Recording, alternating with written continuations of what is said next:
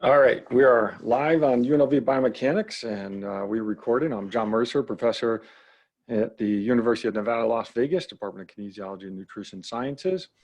And I'm really excited about having this conversation with a couple of real high-level professional triathletes and coaches, and really well knowledgeable about really all things triathlon, from the science as well as the application in competing.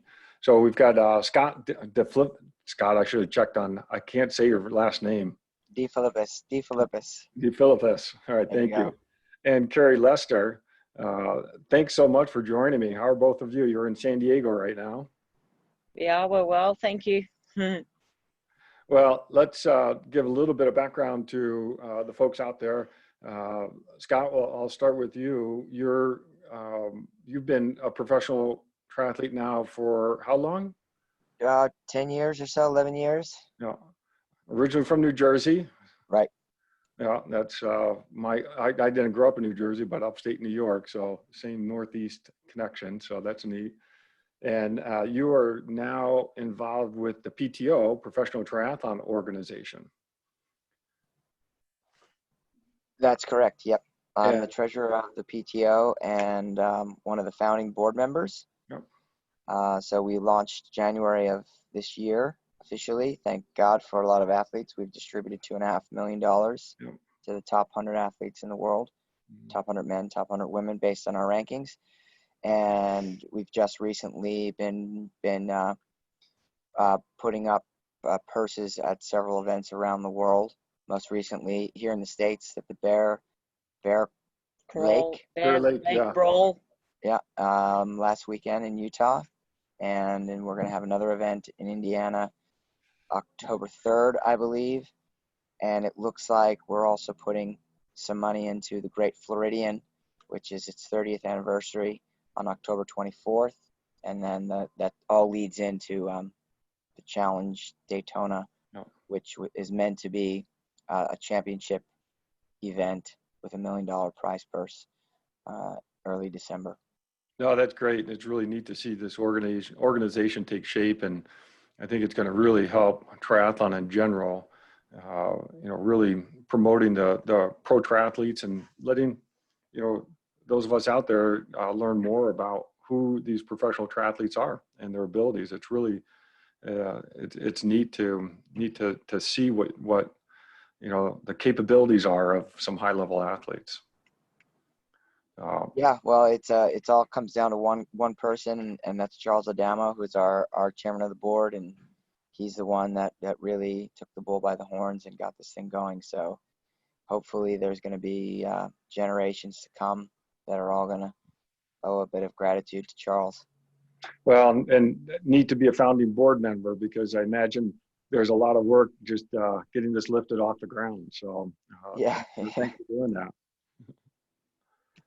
That's great. Now you have a strong race history, and I know I want to talk with both of you about this. And Umbra Man is one that you've done a few times now, right? Both of us have done Umbrum a couple of times. Yep. Carrie's won it twice and finished second once. Oh. I think my best there was a sixth or seventh place. Oh. But yeah, incredible event. Really, in my opinion, it's the one event in the world that really tests you. It's exactly what the sport was meant to be. Athlete against course. Yeah, no, I love that because you're right. That is a real testament to the mental fortitude as well as the fitness level. But now you come from a running background, and we talked a little bit before, running at University of Tennessee, and you're a sub 30K, 10K type of runner. Yep, I ran at UT from 1998 to 2003. Redshirted 1 year, so I got my spring semester. My fifth year was a real treat. Oh. I kid that was my first taste of being a professional athlete, because I think I had, 6 credits or something. Yeah.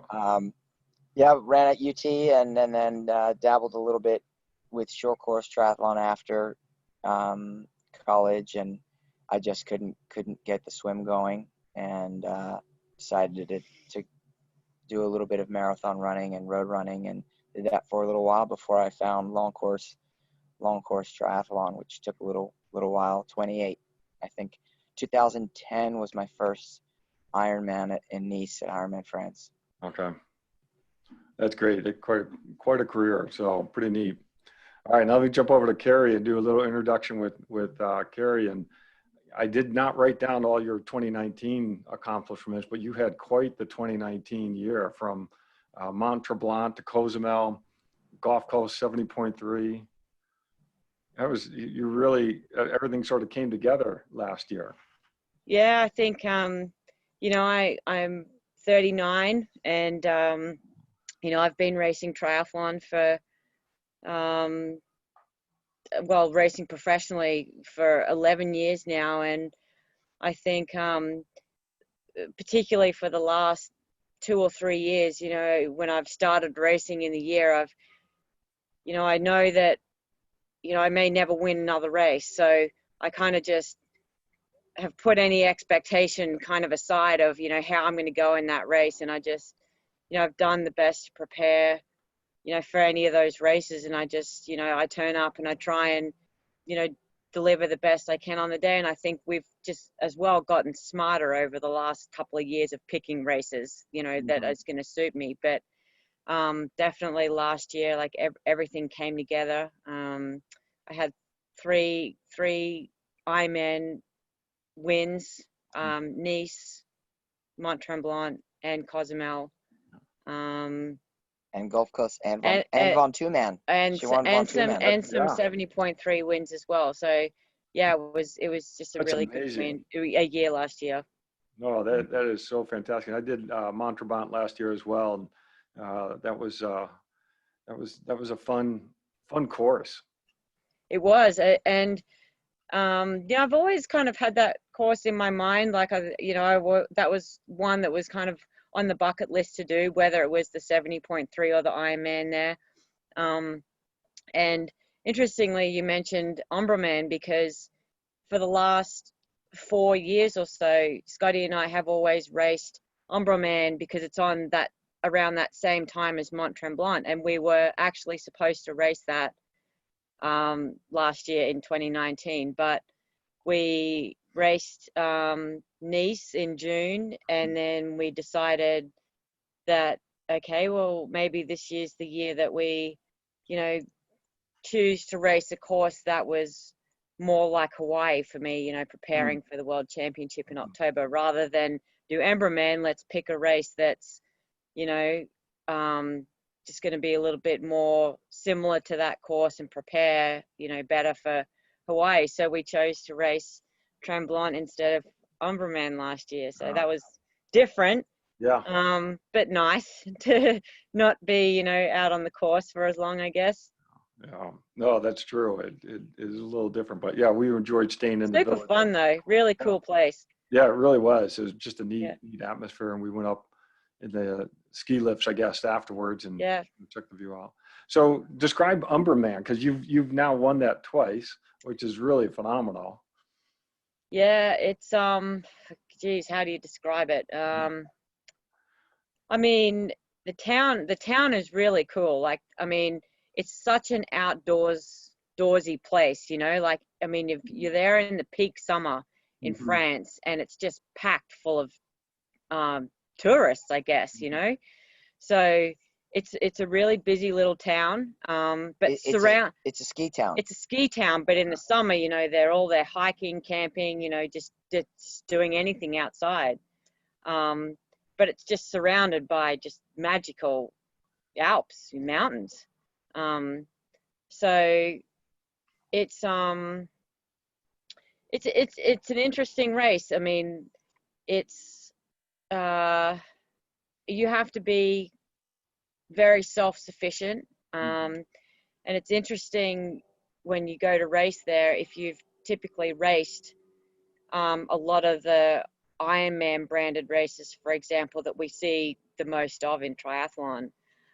There, you know, in the past, everything is there for you, you know, with aid stations and how everything is handled, you know.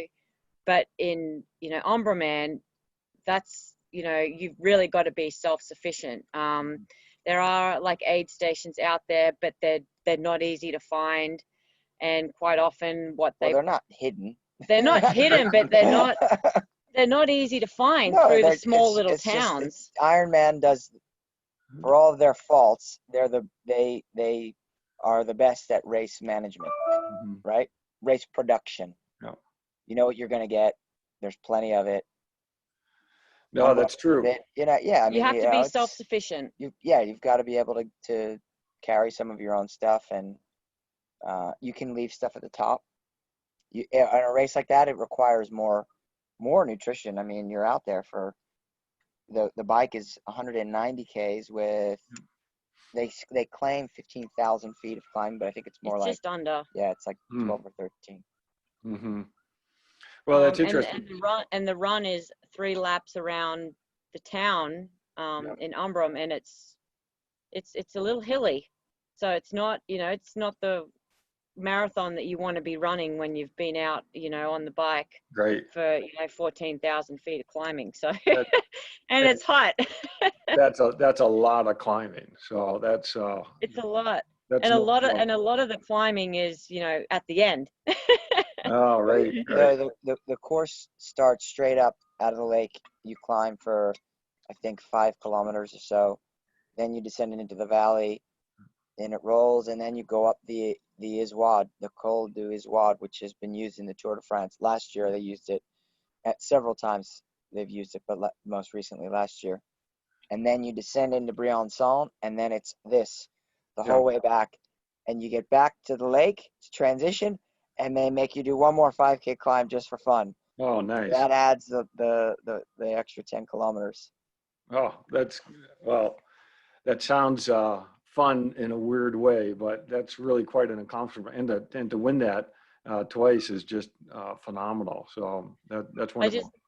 I always remember, one of our friends, our mutual friends, James Cunnama, who has also won Umbrum twice, training partner for many years. And I remember James always saying, the race doesn't start until you get to the top of the Izard. And I always remember that, because at that point, you're really only about, in time-wise, you're only about halfway into the bike. Oh. So you up until that point, it's all just kind of just management, and then after that is when it really starts. And he was right. Every year I remembered that. The interesting thing about Umbrum, since we discussed the PTO, is Gerald Iannacone is the race organizer, I think he's 80 now. He started the event. How many years has it been going on? Over 30. I think this year was the 30th, or last year was the 30th anniversary. Anyways, he was a developer in Umbrum, so the village sits at about, I think, 1,500 feet, and then obviously the Alps are around you, so it's not terribly freezing cold.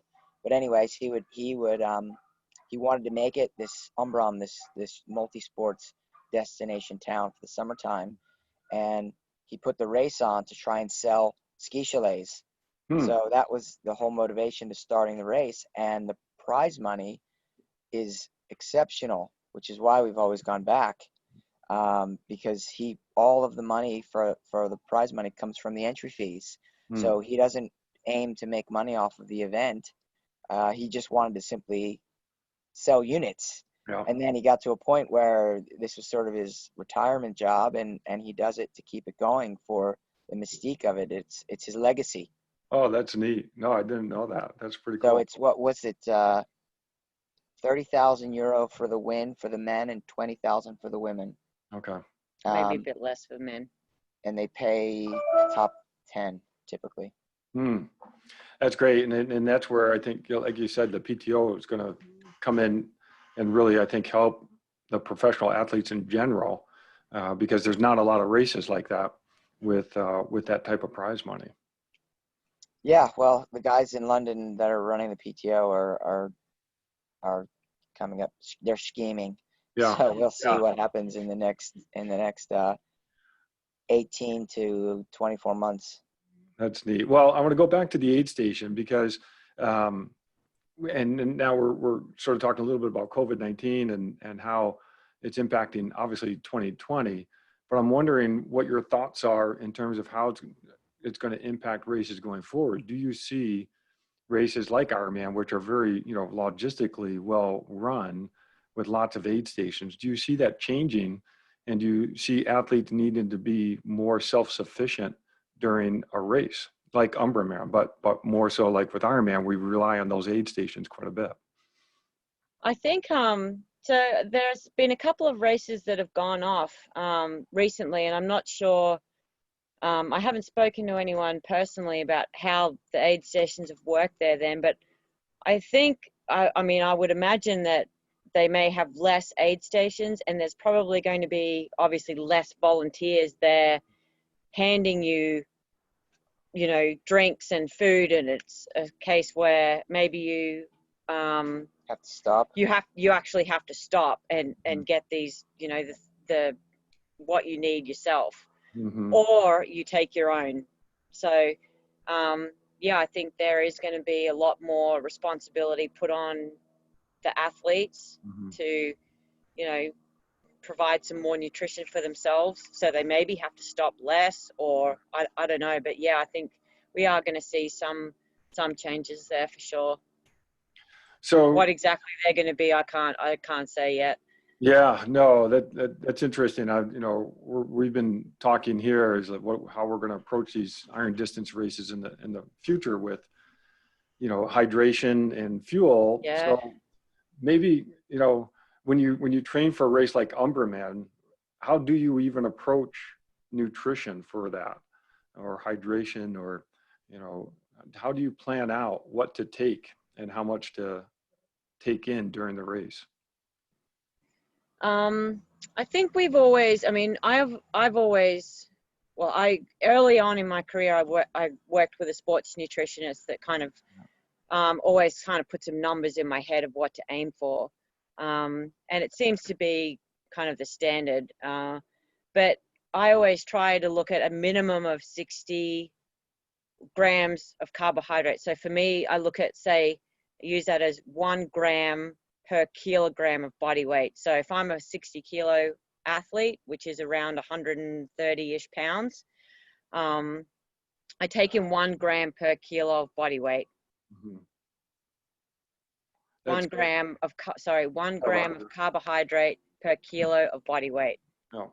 So they say that about 30 to 60 grams per hour is kind of the minimum, but 30 is like, I mean, you're looking at kind of shorter events there, but anything over 2 hours, I start to look at, and I recommend for my athletes as well, to be getting in at least 60 grams of carbohydrate, assuming, of course, of what they weigh. 60 is a good number. No, that's great. And I'm sure you're familiar now with the new Inside VLA Max test that's come out. So we've just gone through the training for that software program, and we can test athletes, and it's a bit more. It's interesting to the ones that we've tested. You can the aim is to really consume up to 90 grams of carbs an hour, especially for men. And then the VLA Max test will show you what you're combusting and what power you can hold, what your all-day power is based on consumption of 90 grams of carbs. Now, if someone can't consume 90 grams and they can only consume 60, well, then this is the power you should be looking to hold. Now, having said that, our coaching company is called KIS Coaching, which stands for Keep It Simple. So we try not to... Which is where my method is a little easier to understand. Yeah. We try not to bombard the brain with a bunch of information, because at the end of the day, you're doing this for a hobby and for fun, but you also don't want to... You're investing a lot of time and money, and you don't want to be out there walking the marathon. And most of the time, people are out there walking because of nutrition and not getting the nutrition aspect correct, probably under consuming, versus having a lack of fitness. Yeah, that's why I always say I love the distance events, but I also love a sprint, because a sprint you don't have any nutrition. Yeah. You don't really need to worry about too much. All right, so I want to come back to this. This is good nutrition stuff, but you you are not only professional athletes, but you also run a coaching company, and you help all sorts of athletes achieve their goals. And how many athletes do you typically work with at a time? The coaching business as a whole has, in normal times, around 100. Okay. We're down probably 30% with COVID. A lot of athletes have thankfully stayed on. They've just, I think COVID has made a lot of them realize how important training is for their mental health and their physical health as well, Yeah. their well-being, right? So we have athletes from the beginner all the way up to the professional level. A few development athletes here in San Diego. We have just some runners. We have a few runners, a few cyclists. I coach a couple cyclists in Mexico. So yeah, we have a pretty good reach around the world and different levels of ability. So how did you get started in the coaching business? You know, obviously you were having your professional triathlon career, but where did you say, oh, this is time to start a coaching business? Was it just everyone kept coming to you for advice, and or No, how did actually we were part of Brett Sutton's team TBB. And Brett had this vision of, he recognized how underpaid the professionals were, and obviously so many athletes have come into his, I guess we'll call it, house over the decades, and a lot of them couldn't make it because it was too hard financially. So Team TBB had this concept of trying to come up with several avenues of income for the athletes, and one of them was the coaching business. So Brett started this coaching business, and he kind of picked a few of his athletes, his developing athletes that weren't going to earn right away, and I was one of them. And he knew I had an interest in training because of my background, having worked with George Watts, my collegiate coach, who's trained Todd Williams and Tony Cozy and Anthony Familetti and Jose Perilla and Jabri Harris, all Olympians or very, very high caliber runners. And then post collegiately, I worked with Dr. Jack Daniels. So Brett knew that I had an interest, and so he just started educating me on his philosophy, and he introduced me a little bit more to the Lydiard and Percy Surety philosophies, methodologies. So yeah, I ended up managing Brett's coaching business for him, and that was the beginning. And he said, if you want to start coaching, the only way you can learn how to coach is to start and experiment on people. And that's exactly what happened with him. A lot of coaches are very much more of the art side, and that's 100% Brett. He understands the science. He's a brilliant man. But at the end of the day, he uses his gut instinct 9 out of 10 times and his observation. So, yeah, that was the beginning for me. And then slowly Carrie started to do a bit of coaching. When Team TV broke up, we needed to, we split, and a lot of the athletes stayed, and we did a brief period with Siri Lindley, which was amazing because Siri was there for us at a time when we needed a mentor. We needed a safe place, what's the word I'm looking for? Not safe, but Transition. a transitional period. Yeah.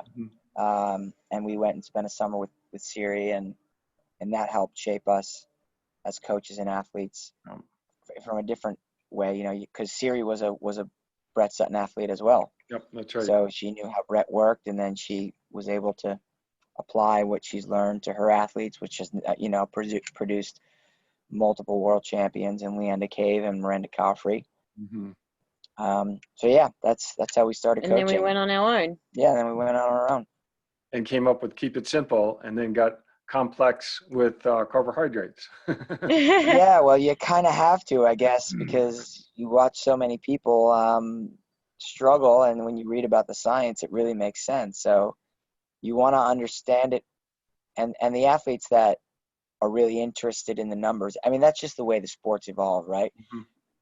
A lot of people are interested in the science and the data, and we are there to help them understand it and use it, but also not lose that animal instinct of your perceived effort, because you see it all the time. And it's interesting, I always read through athletes. I used to get the applications of the people that wanted to join Team TBB, so I would read their race reports. People don't really write race reports anymore. Like, blogs are obsolete, right? But it was just so much full of BS. And, well, my power was this, and I dropped this bottle, and Yeah. and so I learned a lot. I never ever would have learned how to see through the tea leaves like that if it wasn't for Brett. Yeah. That's great to hear, because I think being able to have an understanding of the science is really important, but being able to interpret the science and apply it, that's a whole nother level. And that's where, good coaches come into play, is that they're able to take all that science and then turn it around and make it effective for someone. So that's neat to hear that that's what you're doing with your athletes. And Yeah. so you are doing measurements with them, you're collecting data via inside, which is, I haven't looked fully into it, but I know they're relatively new, but they have some neat algorithms. Yeah, well, we originally were going to do the lactate testing, and that was going to be Carrie's transition to retirement. She was going to be the lab person. Yeah. But then when COVID came up, they were already pushing this power performance test, which can be done virtually, Mm-hmm. but COVID put it to the forefront. And so we ended up purchasing that program and learning that software. So, and then they've since, because of COVID, been able to test the power performance and compare the data from the power performance to the lactate testing, which with all the professional cycling teams that they've worked with. Mm-hmm. So, it's pretty accurate. And according to their data, you don't really need to do the lactate testing. You can just do a power performance test to have a pretty much identical profile. Yeah. Oh, that's neat. So you have all your athletes do that, and then you build their training program around that type of information. To some degree, yeah. Yep. Oh, that's neat. So then that comes back to, Gary, I'll ask you, how did you zero in on the 60 grams per hour? I know that's that's usually a good starting place for athletes to figure out, but I've always wondered, how do you figure out when 60 grams is the right number? Well, the funny thing is, I'll put my hand up and say that I actually haven't done the lactate testing yet. No. I haven't put myself through the test, but I also I'm very old school in my kind of racing and thinking, and when I have a plan, I kind of stick to it. It seems to have worked for me, and I'm at that point in my career that I'm content with that. I don't want to kind of go messing with that. Mm-hmm. But the 60 grams, to be honest, John, it's just something that I have experimented with for years Mm-hmm. in training and in racing, and I just have, like, it's my instinct. And I've just trained myself to kind of go with that number. I always have, actually, when I go out for a race, I always have a minimum of about 70 grams With you. per hour with me on the bike. So if I'm going out, if the race is going to be a 5-hour ride, I have 350 grams of carbs there. That's mine, because usually I know that on any given day I can probably take in a little more than 60. I can go to probably 70 or 80, just depending on how my gut's handling what I'm putting in it. But more often than not, I can always take in the 60 grams and feel good at the end of a ride to be able to get off and run. It's just how I progress from the bike to the run. If I'm getting off the bike and I'm wrecked, then I know that, well, one, I either haven't consumed enough, or maybe I'm also not fit enough. So the fitness, comes into it as well. But, it's a case of just, experimenting, just training yourself with, your fuel. Pick a source of fuel that you like and that that you can consume, and then just experiment with the numbers And race. and just rate. You Don't be have to race afraid. on it. You have to race on Yeah. it. That's the other thing. Like, training on it is one thing, but Yeah. doing it in a race over and over and over again is the only way that you can really test it. And also having a backup plan. So like in Hawaii last year, Carrie dropped her bottle full of all of her nutrition on the bike, and she had to improvise and overcome. That's a Seto sports science right there. Improvise and overcome. So having a backup plan, if things go wrong, okay, this is what's available on the course. This is how I have to replace Well, it. I think the backup plan is knowing what you've lost. So knowing how much fuel you've lost in that bottle, No. and then like knowing maybe what's out on course and what you need to replace. So if you lose 600 calories, okay, what can I find out there that's going to give me 600 calories? And gels are going to give you 100 calories per serve, so you need grab 6. When you go through the aid stations, just take anything you can and try and make up the difference. But it's just years and years of experience. Yeah. Oh, that's great. And making a lot of mistakes. Making a lot of mistakes. Yeah. And then learning from them. The mistake Yep. of just trying to do the same thing over and over again. Yeah. Obviously, that's insanity. So, Yep. all right. So, detail question: for your fuel and your carbohydrate, are you taking liquid? Are you taking solid? Are you separating out your calories from your hydration? How are you doing that? But a little bit of both.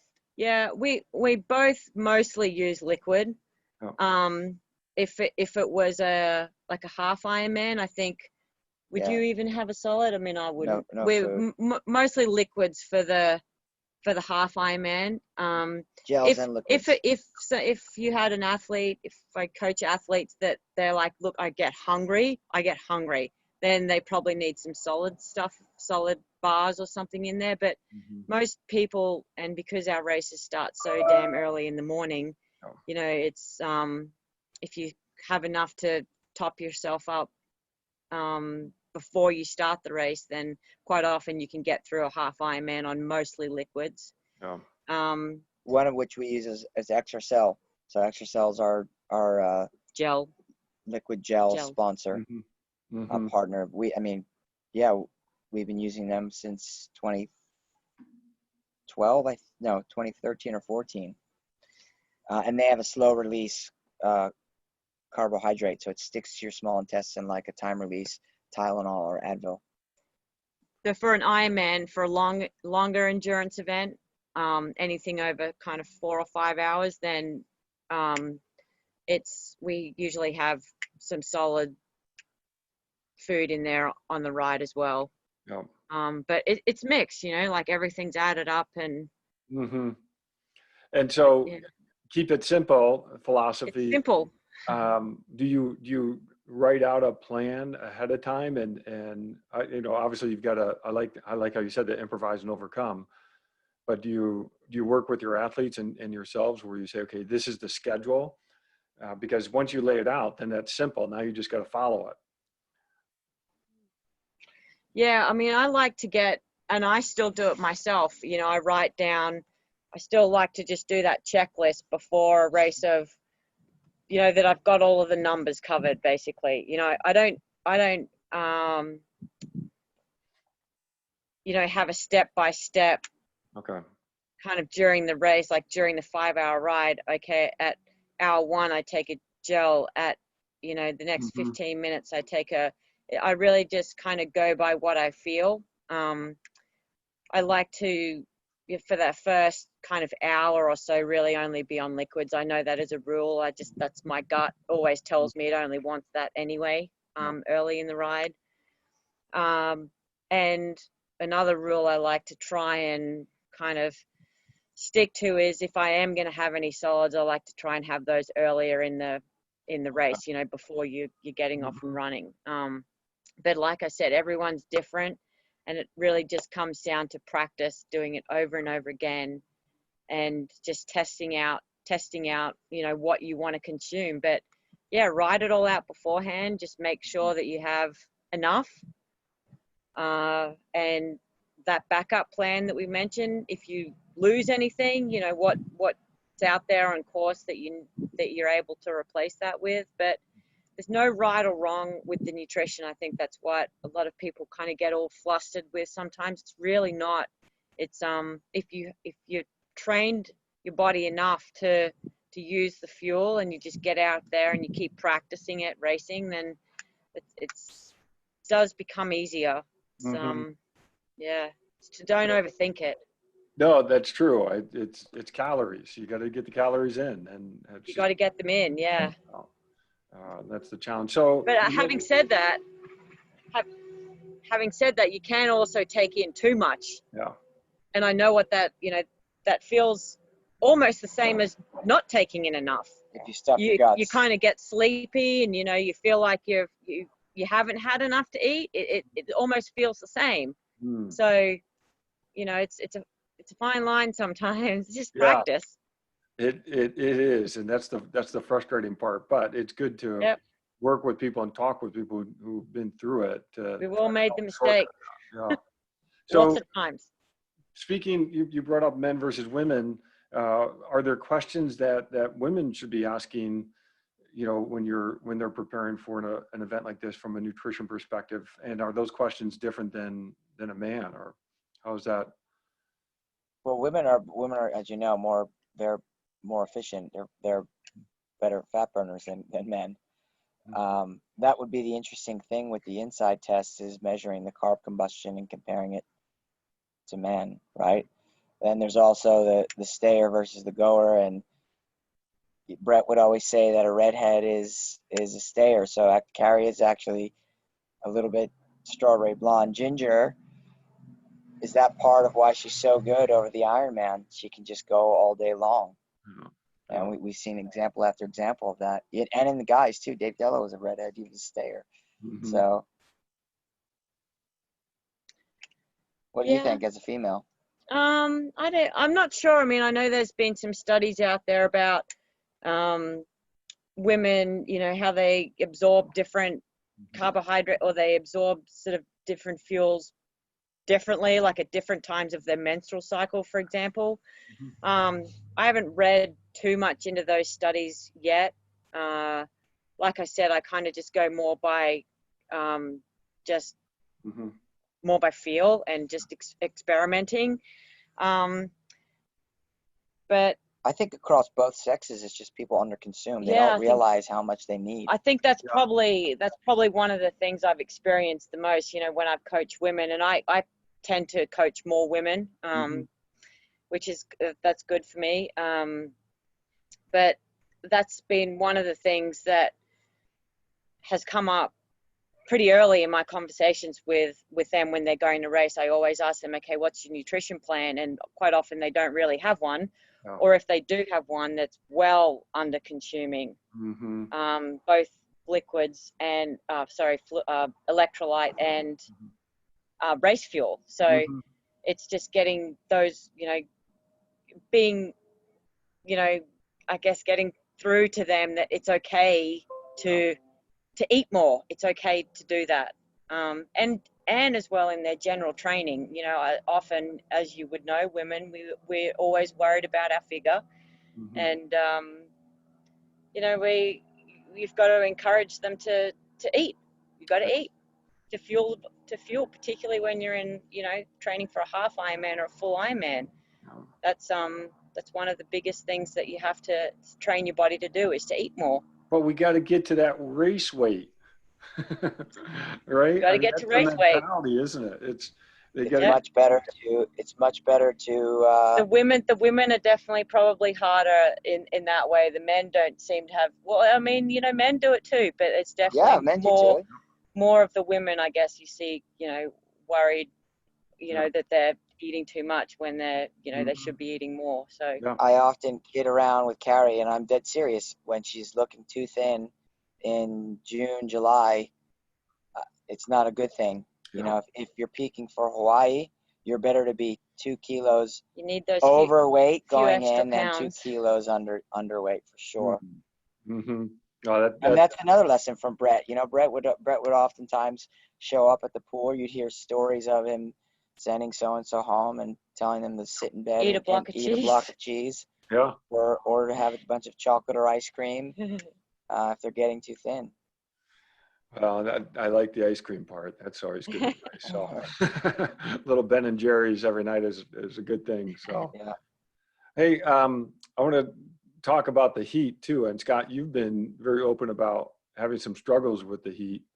And obviously, living here in Las Vegas, we've got to deal with the heat, especially in the summer. It's getting better now. In San Diego, you don't have the issue, but uh, can you talk a little bit about how people can do well in the heat, or if you're not doing well, what types of things you need to be looking at and maybe reevaluating? Yeah, I think I don't know if it's because of where I grew up, you know, in the Northeast.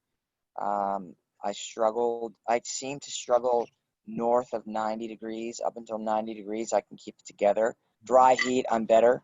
I'm a heavy sweater. Carrie's very efficient in the heat. Is that because she grew up in Queensland, Australia? Never really experienced the winter. I've gotten better having lived here in San Diego, so now I don't really have winter. We actually have extreme heat here, which is why, in my opinion, this is the best place in the United States to prepare for Hawaii, because this time of year, September, October, it's very warm. It's Mm-hmm. humid on the coast, and you go inland, and it's sometimes 100 degrees. We've actually been avoiding the mountains Yeah, it's too big. this summer because there's no reason to go out there and punish ourselves like that. But being exposed to it is a good thing. When we're in Switzerland, where we spend the summer, you're in the Alps, so the weather is up and down. So if we're preparing for a hot race, we spend time in the sauna. A few days a week, we'll use the sauna. We use it here a little bit. No, Sometimes. before COVID hit, there's no Oh, saunas no anymore. sauna. Yeah, now. yeah, that's right. They're all shut down. Maybe never again. I know. So I think the exposure is something that's important, and extreme exposure. I really believe in the use of a sauna for sure. I think it works. Mhm. But when you're out racing, Yeah, when you're out racing. are you speaking of when you're out racing, how you're dealing with the heat as well, or? A little bit of both. I mean, that's great to hear the prep side, but yeah, when you're racing, and I agree with you, Scott, it's the heat and the humidity that combination is just a killer. Yeah. You're But not for everybody. No, you know? that's true. If you look at some of the world champions, I think Patrick Lang and Craig Alexander stand out the most for me. You know, would they have been world champions on a different course? Mm-hmm. I don't know. I think they're really, really, without knowing firsthand how efficient they are in the heat, but I'd be willing to bet that they have a relatively low sweat rate, which is why they can run so well in the heat. Yeah, and you're acclimatized and everything, but now you've looked at your sweat rate. What does it tend to be? You were up to close to 1,000, or you were only about 800. No, close to 1,000, but heavy fluid loss. So yeah, we do a similar approach actually. I think maybe I consume a little bit more sodium using the precision hydration pills. We use the salt pills, and then preload. So talking before a race, we always preload with 1,500 milligram shakes, either the night before or the morning of. So in the days leading in, you want to be topped up a little bit. And then, of course, taking in extra salt pills on top of Exercel. So Exercel is our gel partner. We also use power gels on the bike because of its high level of sodium. So kind of knowing what your sweat loss is, your how much sodium you need, similar to your carbohydrates, and then trying to limit the damage so that when you get off the bike, you're ready to run. Yeah, it is. It's a trick of balancing that fluid loss with fluid intake, and can you maintain some level of fluid within you? So yeah, a liter an hour isn't that bad. I mean, because you can Not too replace bad. that. Yeah. So for you, it's been more the electrolytes that you've been losing.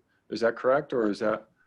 Yeah, for sure. I think the only hiccup I had since we sat down with Andy Blow, the co-founder of Precision Hydration, last year in Nice, they shortened the race because of the extreme heat, and that's a little bit of a different course because you're climbing in the Alps again. Mm-hmm. So when it's 100 degrees and you're going up a mountain, It's just hot. it's a lot different It's just hot. yeah, about 100 degrees when you're like on a flatter course, it's different. Yeah. And I melted. I mean, I melted on the run. I melted actually on the bike. So, and luckily the run was only 30 kilometers, but yeah, Carrie had an amazing day and won on the day and walked me down on the last lap of the run. I was taking a shower on the promenade there in Nice. Well, it's a beautiful area. So to answer your question, was that fluid loss or, I don't really know. Yeah. Yeah. Sometimes you just have a meltdown in the heat of the moment, literally. Yeah. Had a meltdown. Well, I love it though, because you're looking at the science behind getting in the right electrolytes, and that's what your approach is now to be successful in the heat. So that's now, so someone can do a sweat test and get that electrolyte level. Well, I think so. You can do the sweat test. A sweat test will give you a good indication of, a number. Mm-hmm. And it's not just Precision Hydration that, do the sweat test. I mean, I'm sure you can get sweat tests done anywhere. Mm-hmm. Yeah, there are But heaps of places we I can do it. mean, if we're talking about our keep it simple kind of methodology, you can measure your own, you can kind of get an idea of your own kind of sweat loss, just weigh yourself before you work out, weigh yourself after a workout. And if you've taken in any fluids in, then obviously you need to account for those, but you can do it yourself just to give yourself an idea of kind of what that rate is. And they've But got you'll know if you're a heavy sweater as well, like just looking at your clothes, Mm-hmm. after you work out. Do you have any kind of white, marks on there? Are you soaked? Like if Scotty and I run beside each other in the gym, for example, he's soaked. Mm. He's got to change shoes. Mm-hmm. I'm a light sweater, so I mean, I'll sweat and I'll feel a little bit on my skin, but I'm not dripping in sweat. So you can tell at least whether you're a light, moderate, heavy sweater just by what your clothes look like after a workout. And Precision Hydration has a test online that you can take where it's just a series of questions. Okay. And then they tell you, yeah, this is probably where you are. And if you want to take an actual sweat test in person, then they have a list of places you can go and do it. Okay. Oh, that's great. All right. So now you talked about having a meltdown, and I think every endurance athlete at some point has a dark spot in these long distance races. So I'm curious, how can you maybe, I don't know if you want to, describe what the dark spot's like, and then how do you get out of it? It's a lot of negative thoughts. No. And it's just overwhelming. It's just everything all of a sudden seems like it's impossible, and you just can't make any sense of what's going on. So I find myself in those moments in training, sometimes. So I think it's important to kind of step away from that. And even if you just have to stop what you're doing and try and compose yourself, just drink. Usually some of those moments come because you're underfueled and you can't make sense of, what's happening. You need to drink or you need to eat. So doing that at the same time just trying to kind of calm yourself down and bring yourself back into the moment and what's going on. You just need like take a time out, basically. Brett would always compare racing an Ironman to a boxing match, and everyone gets hit and stunned. Everyone. Take 2 steps back and collect yourself. Remain present, and then when you're ready, attack again. Yeah. That's great. Yeah, you really have to have that mental fortitude to get through those dark spots, and Yeah. I mean, that's great that you're not great, but you experience them during training, because that gives you that opportunity to practice getting. That's where you experience the most of them, right? So, yeah. Oh, that's great. But they happen. All right. So now I want you, we're getting close to wrapping up here. So I'm curious if you could compare and contrast what it's like to finish a big race and maybe win it, like you both have, versus watching your athletes achieve what they are trying to achieve. How do those compare to each other, those two? You want me to go first? You want to go? No, you go. Well, I mean, I'm at a point now where coaching is more important than my own personal endeavors. So, and coaching Carrie is quite special. So we've had plenty of special moments. I get a lot of enjoyment out of that. Yeah, it's good to see others accomplish their goal and chase their dream, and you played a small hand in that, right? Just this past weekend, we've got a young kid here who's a runner. He calls himself Fast Pat, so now we all call him Fast Pat. And this poor kid, running is all that he's had throughout this COVID thing. And, you know, he's out of work, and he's been running 100 miles a week through it all. And he just needed to do an event. And he went to Billings, Montana, and he ran 2:31 and won the race. And the week before, we're having track Tuesdays now, and tonight we'll go to the track with some of the local athletes, and we brought Pat out there, and he did his last session. That was pretty cool. You know, it's a really, really good feeling. And I think at this level of sport for us, you can't do it forever. And you know, my time may be up. Carrie's she doesn't have long to go. She's 40 in January. So you have to be able to find a way to still enjoy the sport in other ways. Otherwise, you're going to grow bitter about the sport, right? Because Father Time catches us all. Well, what you folks do is you build a sense of community. And, you know, I looked on your webpage at your athletes, and you have a nickname for every one of them. Yeah. So I was curious as to how and you mentioned one now, how do you come up with the nicknames, or how do they come with a nickname, or? I think we come up with them. Sometimes the nicknames find themselves.